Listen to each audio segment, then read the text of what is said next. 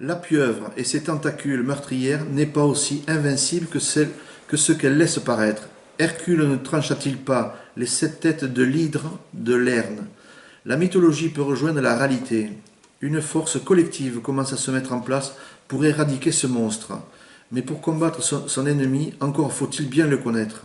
C'est pourquoi, au risque de me répéter, je pense qu'il est nécessaire de revenir une dernière fois sur le mode opératoire de la pieuvre que j'ai rencontrée et que je subis depuis 10 ans.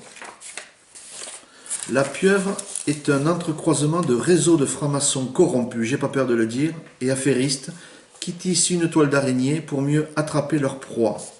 Ces francs-maçons véreux agissent sans vergogne ni conscience, d'abord comme des loups qui se groupent en meute pour rabattre, acculer et achever leur proie. Puis il y a ceux qui agissent en charognards comme des hyènes.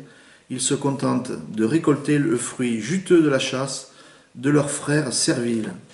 Ils restent sans bouger au-dessus de la mêlée, observent, attendent le moment opportun pour donner la sanction finale.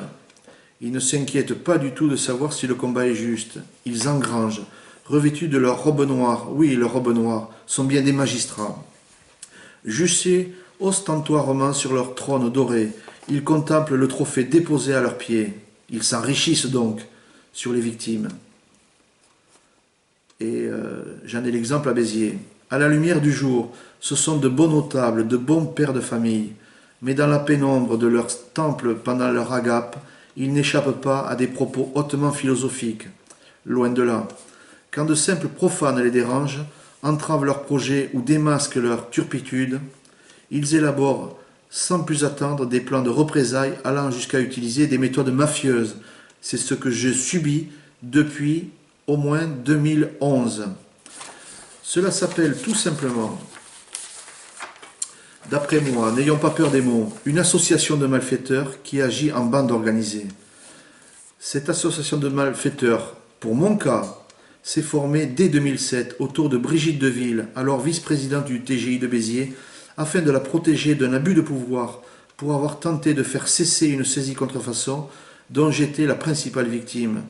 Elle n'est qu'un petit maillon faible de mon affaire. Autour d'elle s'est greffé son mari, escorté de 59 francs-maçons aux ordres du couple.